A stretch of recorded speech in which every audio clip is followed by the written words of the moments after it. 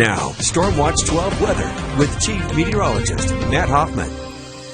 We're taking a live look at Wairika. We got some dark clouds up in the sky. We're tracking some very isolated shower and thunderstorm activity that's popped up now. Over the last couple of hours, you can see these cells kind of pulsing in intensity. At this point, radar not detecting any lightning, but there is that potential that we could see a few flashes in Siskiyou County and then over on the east side through the next few hours. And then things will fizzle out once we get past sunset. But there's not a lot of moisture in the lower levels, at least, of the atmosphere. So what's going to happen is not a lot of this rain is really going to reach the ground. So dry lightning is going to be the main issue. And of course, dry lightning can spark new wildfires. Hopefully we don't get much lightning activity. We just have a few cells, but so far radar not showing much in the way of lightning activity, but we'll keep an eye on the radar for you as we head into this evening. No worries though for the Rogue Valley, points to the west, not going to see any thunderstorm development.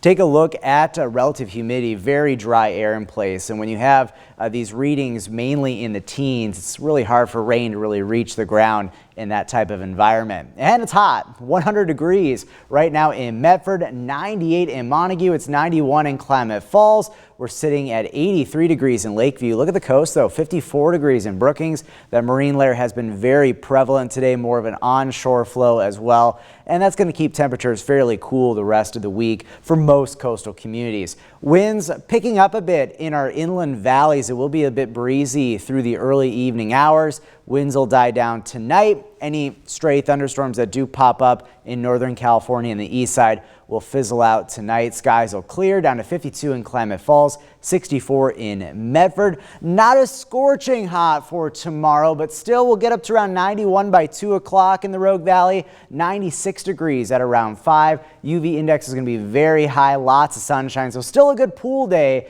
but it won't be as toasty as what we've seen.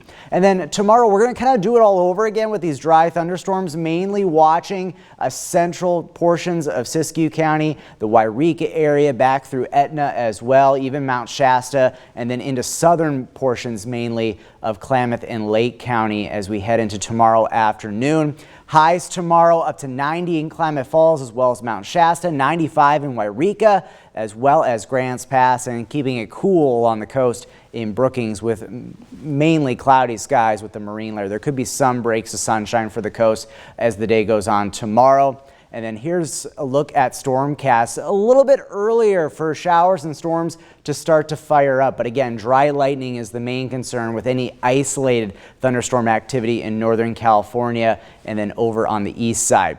Then looking ahead to this weekend, clouds will still be pretty prevalent with cool temperatures along the coast. Inland areas will be mainly sunny. Temperatures will be hot in the afternoon and winds will be breezy for our inland valleys both Saturday and Sunday. Here's a look at your wine tasting forecast for the weekend.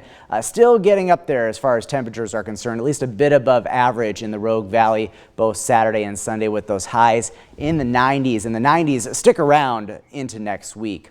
Here's a look at your 7-day forecast for the coast. Temperatures staying on the cooler side. A lot of marine layer clouds overall, but I do expect as we head into next week, skies to be brighter, winds to pick up for coastal communities. That should help warm temperatures up a bit. A slight chance for some dry thunderstorms in Northern California tomorrow and Friday again. Also that potential on the east side. Temperatures upper 80s to around 90 through the rest of this week into next week. Up in the mountains, likely staying dry overall. Lots of sunshine expected right through this weekend. And then in the Rogue Valley, temperatures hot, just not as hot as what we've seen so far in July. Temperatures getting up into the middle 90s as we welcome the Jackson County Fair next week.